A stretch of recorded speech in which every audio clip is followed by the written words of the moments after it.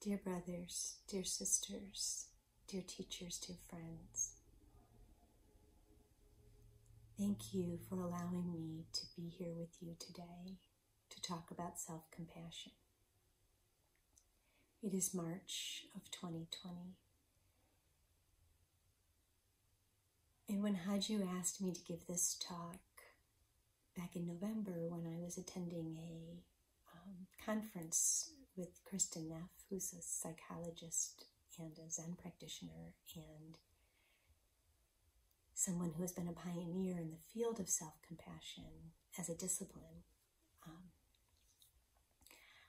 I could not have imagined that the world would look like what it does today, as I'm sure none of you could have either. And as I was preparing for this talk, it felt almost a little short, like maybe there was something more I could talk about. And then as I got into it more, I realized maybe this is exactly where we need to be. You'll have to let me know in the end if it is helpful to you or not. But I do appreciate the opportunity to share with you my own experience as well as the experience of the masters who have shed so much light on this particular area of practice. I was supposed to have been last week on a retreat when this whole thing sort of hit, and like everyone else, the retreat was canceled, and so I came up here to Petoskey. You may be able to see a little bit of the lake in the background in order to have my own small retreat, to get away from family. I was fortunate to have a space to do that in. And what I noticed when I was meditating was that my body, even if my mind was clear, my body would start to get really tense. And I would take a breath and notice it and, allow it to relax. And then before I would know it, it would, come back again. Part of that was in the process of my retreat. I had a daughter who was at the time in Scotland. She's here now, but at the time she was in Scotland. She was studying abroad, and we were trying to figure out if we needed to take her home or not, and the world just kept getting smaller and smaller. Airports started closing. We weren't sure if she was going to be able to stay or go, and that sort of unknowing and that indecision, created this real heaviness in my heart. It was sort of, I believed, just part of my own biology, that sort of threat response system that is also part of being human, just kept coming back, especially as I had to plan or make a change. And I'm assuming that many of you are feeling the same thing, that the changes in the world has reacted in your bodies, holding some kind of tension or some kind of fear. And so a practice on self-compassion could be very, very helpful.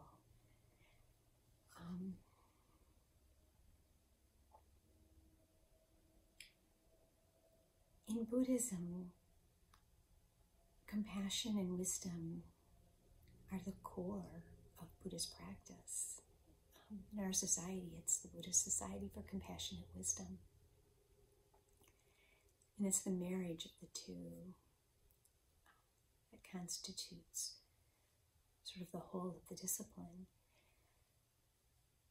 But what we often fail or fall short of is in self-compassion, including ourselves in the practice of compassion. It is, of course, inherent, and it's absolutely part of the practice, but we don't necessarily find it easy to turn compassion in on ourselves. I had a direct experience of that a few years ago when my daughter was in middle school, so she's like a senior in college. It was quite a few years ago now, but as any parent, and you're struggling with what's happening with your kids, and if you're home now with your kids, you know this, right? Like, they're going to elicit in you certain responses. And I was taking the time to work with that when she was particularly in middle school. And every night I would write, you know, the names of my family in my journal, like my husband's Herschel, like Herschel, and I would think of something, you know, was really wonderful about him, gratitude of some kind that happened that day, like very specific, very concrete, you know, to my son, you know, something very specific, very concrete, to my daughter, something very specific, very concrete, you know, even when she was going through her middle school self, that could be really challenging. And I was working with this, and it was great, and I could feel myself getting lighter, and things at home were getting so much better, and it was a fabulous, fabulous practice that I would wish for anyone. But at one point, Haji said, you know, Kogi, why don't you put yourself down too? And I had no idea at the time how hard that would be. You know, even as, like, what am I going to call myself? My Kogi and my mom, like, who am I? And as I did that practice and got a little more distant and realized the ordinariness of that practice, the idea of self-compassion, which, you know, finding gratitude is part of that. And the idea of self-compassion became very much a part of my practice and my experience. And the awareness of how hard it was also part of my experience. I think Kristen Neff, who studies self-compassion, says, well, actually, she quotes Rick Hansen, who says, we take in negative experiences like Velcro, and we take in positive experiences like Teflon. And there's something about our bodies that seem wired to absorb negative criticism. We do it to ourselves. It's often that we are both the tortured and the tortured, right? We get it from both sides when it comes to ourselves. In order to know what self-compassion is, it's helpful to know what it's not. And so Kristen Neff, who in her early career actually studied self-esteem, said that self-compassion is not the same as self-esteem. It has many of the same benefits, but it doesn't have the same pitfalls. So self-esteem is defined as, I'm going to just read from my paper here, the degree to which we evaluate ourselves positively and is often based on comparisons with others. There is a general consensus that a high self-esteem is essential for good mental health, and that a low self-esteem can be associated with depression and anxiety and a whole variety of psychopathologies. But unlike mindfulness, self-esteem has a dark side to it. And that dark side has to do with social comparisons. That we all believe in order to have a positive self-esteem, that we're above average, right? If somebody said to you, you're an average parent, you would be devastated. You go into your job interview and somebody says, you were really average this year. You'd be like, no, not something I want to hear at a job interview, right? Kids don't want to be average students. But the problem is we can't all be above average. And so there's kind of a plausible impossibility with that as a basic premise, that we have to be above average in order to have a positive self-esteem. The other part of it is, it's a fickle, right? That it's highly contingent on success, right? So if we do something well and we get positive reinforcement, our self-esteem goes up. And if we fail, our self-esteem plummets with it. So precisely when we need to have our self-esteem, it vacates us.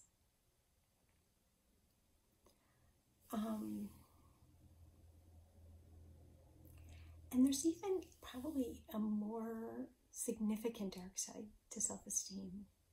And it is in the research that's been done since 1987 among college students, very consistently looking at levels of narcissism. And in 2008, these researchers said narcissism among college students had taken on an epidemic proportion. And they looked at the roots of that ability to not have positive self-regard and not to be able to have positive critique of themselves. So, for example, the study that they did was, one of the studies was to look at college roommates, and they said, evaluate yourself as a roommate, and then they had the roommates evaluate the person as a roommate. So this happened with everyone. And what they found was people who scored very high on narcissism also felt that they were a really good roommate.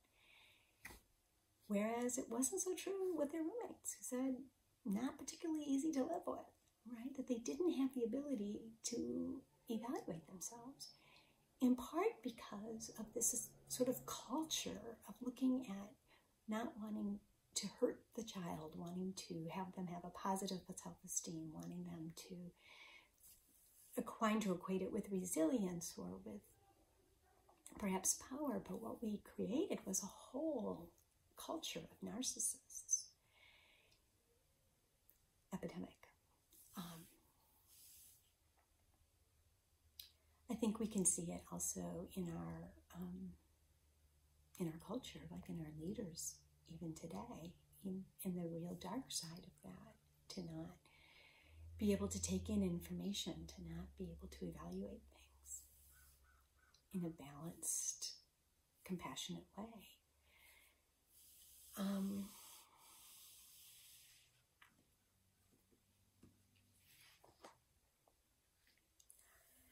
Unlike the contingent nature of self-esteem, self-compassion is noted to be very stable.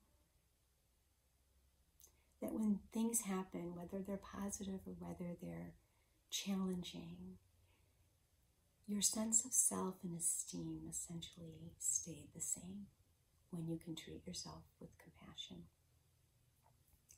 A person with compassion has the capacity to take more personal responsibility. They don't shirk it. And we've seen that with people with low self-esteem. They can't take responsibility because it's too much of a narcissistic injury. Whereas when you can give yourself compassion and you can bring your whole self, then you can take personal responsibility and share in that. It also, in the body of research that's been done in the last 10 years on self-compassion, it's associated with more stable, loving, committed relationships. That far from being sort of self-centered and unable to relate, it brings to great connection. Which leads me to the next, there's 3 components when we talk about self-compassion: mindfulness, kindness, and common humanity. If we take them individually, I think I'll start with kindness. Most of us are not very good at giving ourselves kindness. It feels somehow selfish, that our culture says it's okay. We should be compassionate. We should be compassionate for our family, our friends, for the world.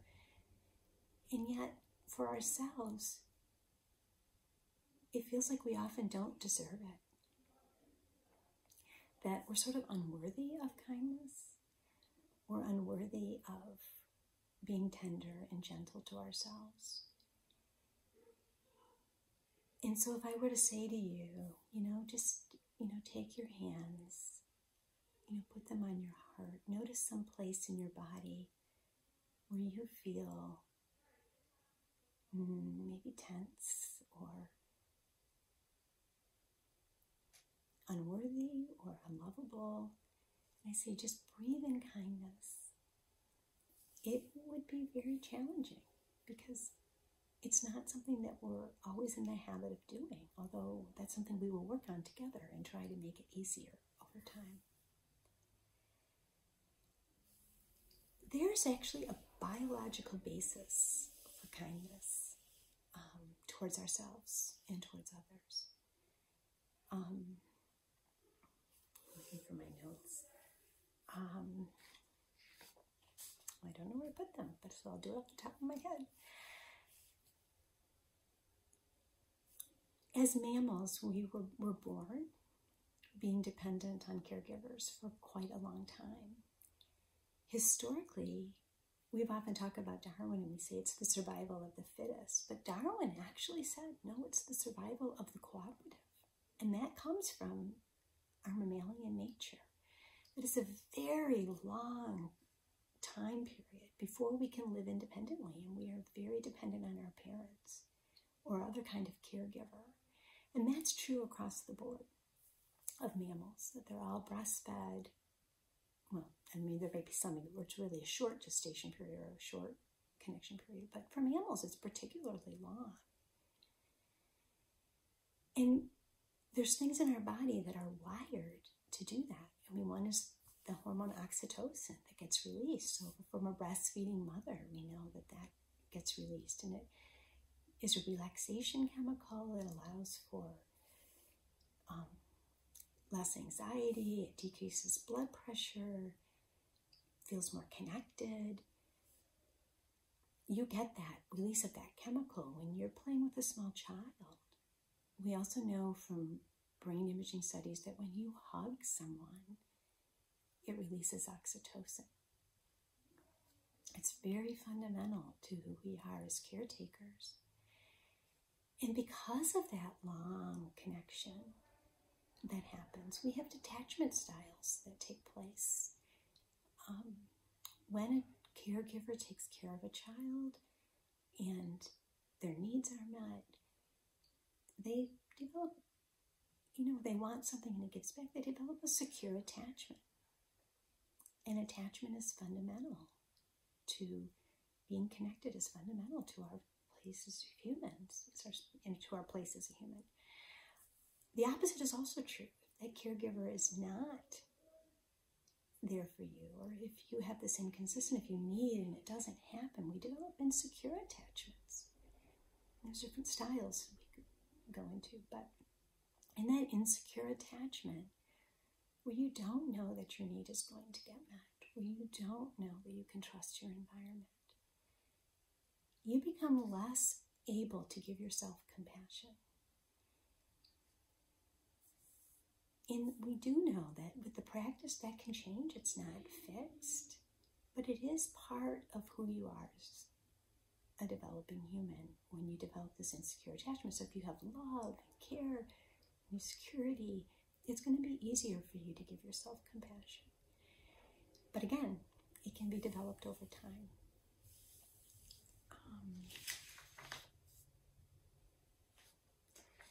On kindness, Pema Chodron writes,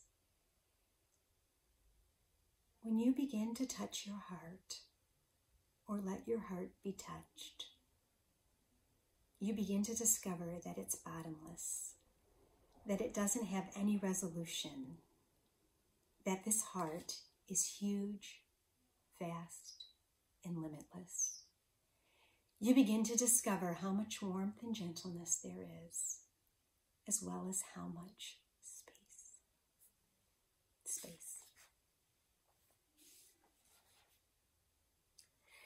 So even if giving yourself kindness feels odd, it's also truly part of who you are as a human, to be connected and to be warm, and that includes yourself in that process.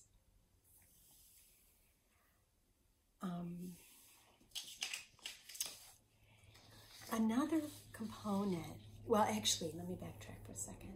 So kindness has actually two components, or compassion has two pieces of this. And one is the yin and one is the yang. And the yin is your ability to give yourself kindness, your ability to give yourself warmth, compassion, tenderness, the sort of internal way in which you take care of whatever it is that hurts you. The yang is an outward energy, and that one is where you look towards the world, and they think of it as sort of like a mama bear, right? To protect their young. It's very protective. It's very concerned with making you safe and taking action in order to make you safe. And that is also part of kindness and compassion. It's part of that yin and yang energy. So it isn't just one way, it's also the other. And that can happen like if you're not safe, like, using drugs, right? We have to take action. Like self-compassion can be a way of, when we don't put something in our bodies, right? It can be a way of protecting our young. It can be a way of looking for danger. And once we're not in danger, then we can show ourselves the compassion. But both of those things are really necessary. I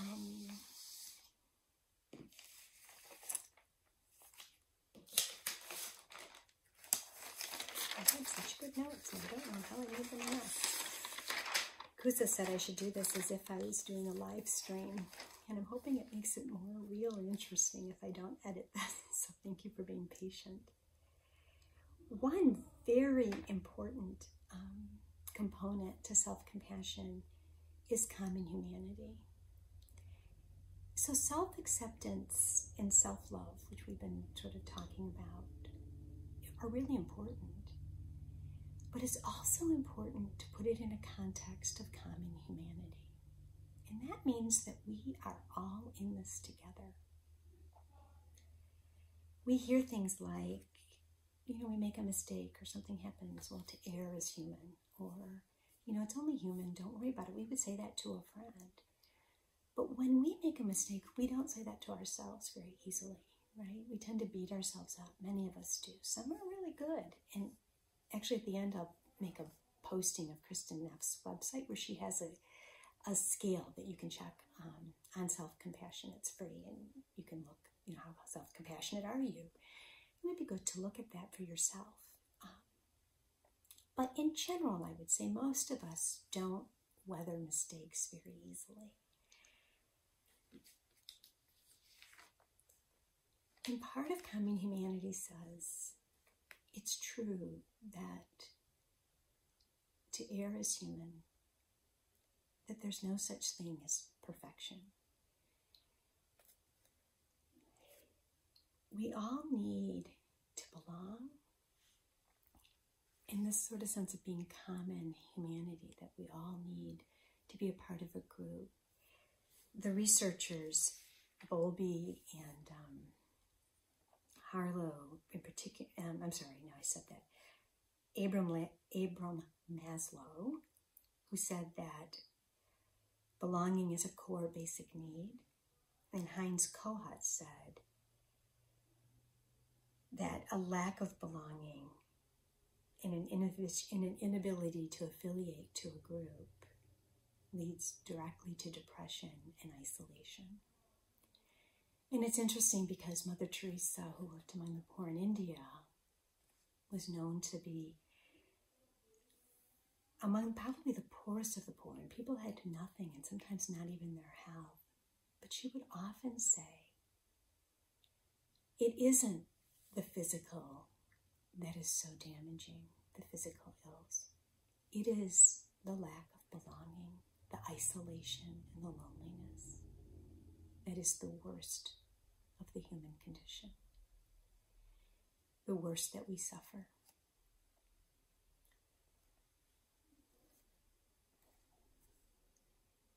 The need to belong is so strong and so important. And how we belong, in the same way that self-esteem has a dark side, so does belonging. They did a research, and this is kind of interesting, like just to think about what does it mean to belong. And in this research, they took a group and they said, you outperformed your partner, or they said, your partner outperformed you. And it wasn't based on anything. It was just they were assigned to this. They're given a task and then randomly assigned these outcomes. And they wanted to measure, so if you believed that, what happened? And what they found was they would ask the questions, how close do you feel to this other person? How much do you think you have in common? And how much would you like to work with this person in the future? And people who had a positive self-regard, a positive outcome, you did better, answered affirmatively to all those things. They felt close, they felt they had a lot in common, they felt that they would like to work with this person in the future. In contrast, the person who thought they had done more poorly did not feel close, did not want to work with them in the future, did not feel like they had very much in common. It was a very distancing effect, and they actually took the people in that same group and they put them into another auditorium. They had them leave that and go. And they found that the people who were told that they hadn't performed as well actually went to the outskirts, did not belong to the group. So part of belonging to a group has to do with positive self-regard in the way that we work in our competitive society. And so much so, there was another interesting study where they took a group of Jewish people and they said the statement that the Germans were very mean and very cruel to a particular group of people. And then they said there was one group of people who was really cruel to another group of people. And they had the person rate who were they most likely to forgive. And almost invariably, it was much harder to forgive the particular group. But when it was put into generic human terms, that this group of people were mean to that group of people, it was much easier to forgive. That sense of belonging to particular led itself to an us versus them in a way that just being human did not. And again, quoting Mother Teresa, she goes, the problem with the world is that we draw our family circle too small.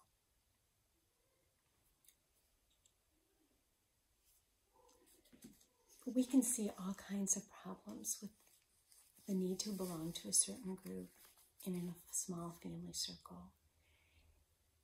We see it with gender identity, with racial, with politics. I mean, everywhere where there's the us versus them that keeps us isolated and distant from each other and unconnected. And that's in direct contrast to the common humanity that we talk about in self-compassion. It's Thich Nhat Hanh talks about that we inter-are, or that we inter-be, that we are completely connected to the earth, to each other, that our very existence depends on this other person. And is that the basis, and it's that basis of common humanity.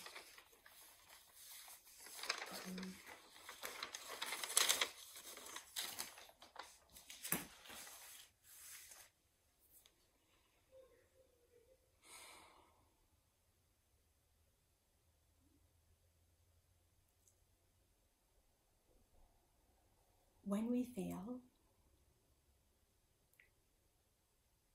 when we open ourselves up to being just like everyone else, to being in it together, we hold it with a much bigger presence than when it feels so particular. But that connection, that I am just like everyone else, frees me to be myself in a unique way that's completely connected to the people around me, to the trees, that we inter-are, we inter-be, that we're not alone.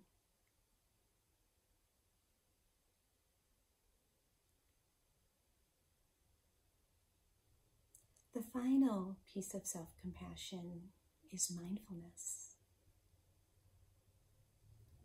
We have to be aware and awake to what actually is. What is it that we need in order to bring compassion? Do we know? Can we experience our hurts? Can we experience our pain? And mindfulness in this, things from the sati word. It is sati from the Pali or Sanskrit word sati, which means to remember presence.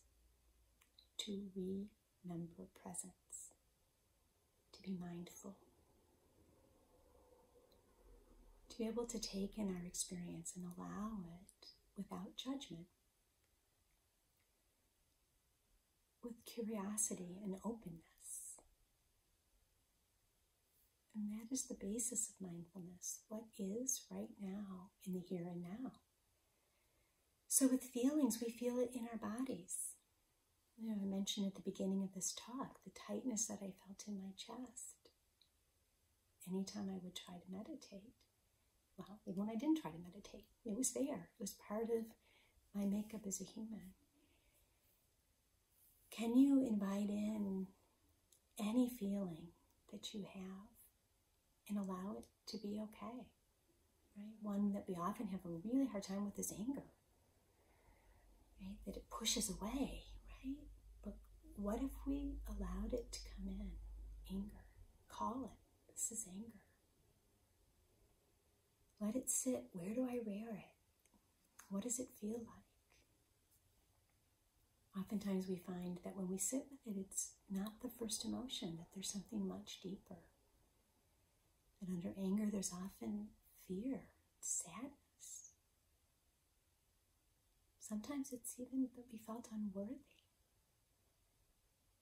Certainly with this COVID-19, right? We probably are experiencing a range of emotions. I've met with a number of people today who said that actually they love being home, that suddenly there's no pressure, that there's that piece of it, but there's the other piece that we know we could get sick. We know we could lose someone that we really care about. Maybe we can't get them home from Scotland. Sometimes we have a hard time because we weren't feeling so good before this happened. And then it's hard to own the feelings that we come with because you think, wow, there's all these people who they really deserve to feel bad. I don't deserve to feel bad. Look, they just ended up really sick.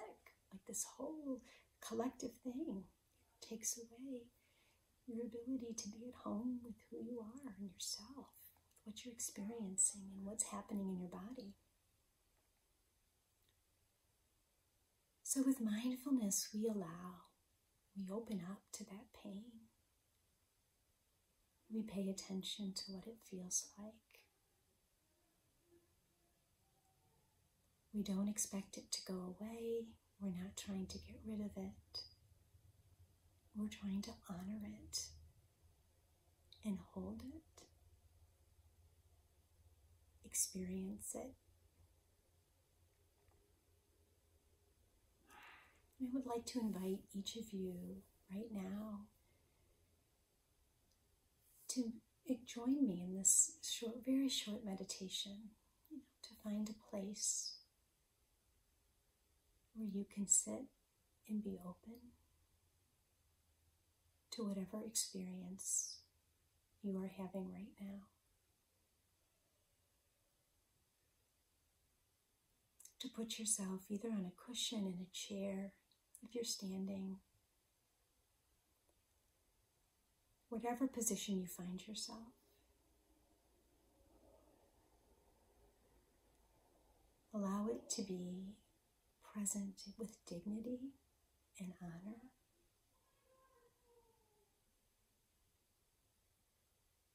And just an open curiosity and awareness for whatever it is that's happening with you right now, just to notice.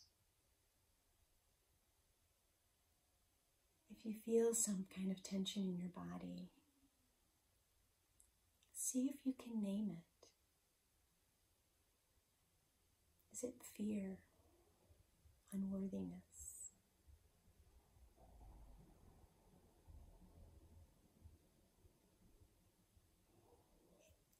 And I want you to take your hand and to place it wherever it is that you feel tension in your body, or the feeling that you have brought up from some experience.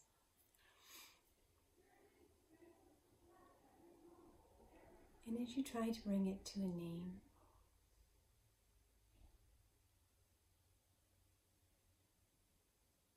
I want you to come up with words that bring comfort. Like,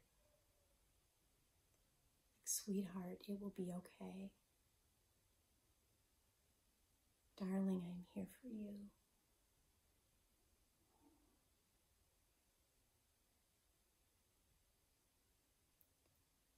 Just notice when you speak those words to that experience in your body and that emotion.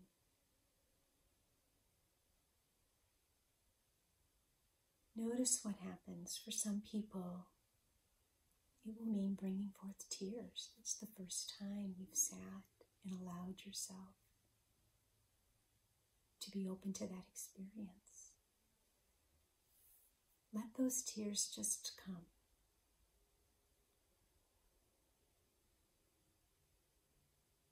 And say to yourself, darling, it's okay, sweetheart. I am here for you.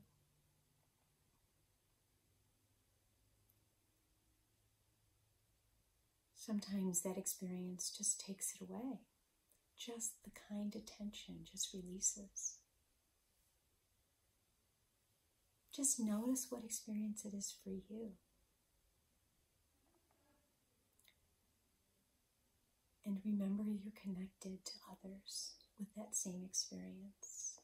That it's in your humanness and in your vulnerability that you most connect with others. It's not in your strength.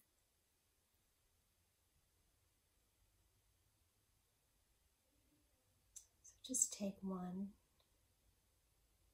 2 more breaths.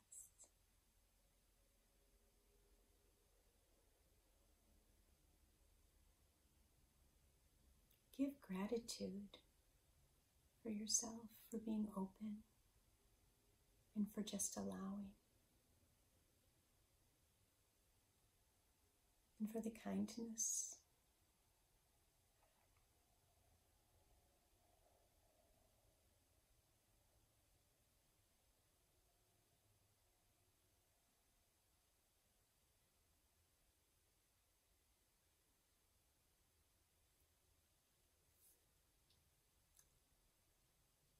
As you may have realized, this is not a one and done.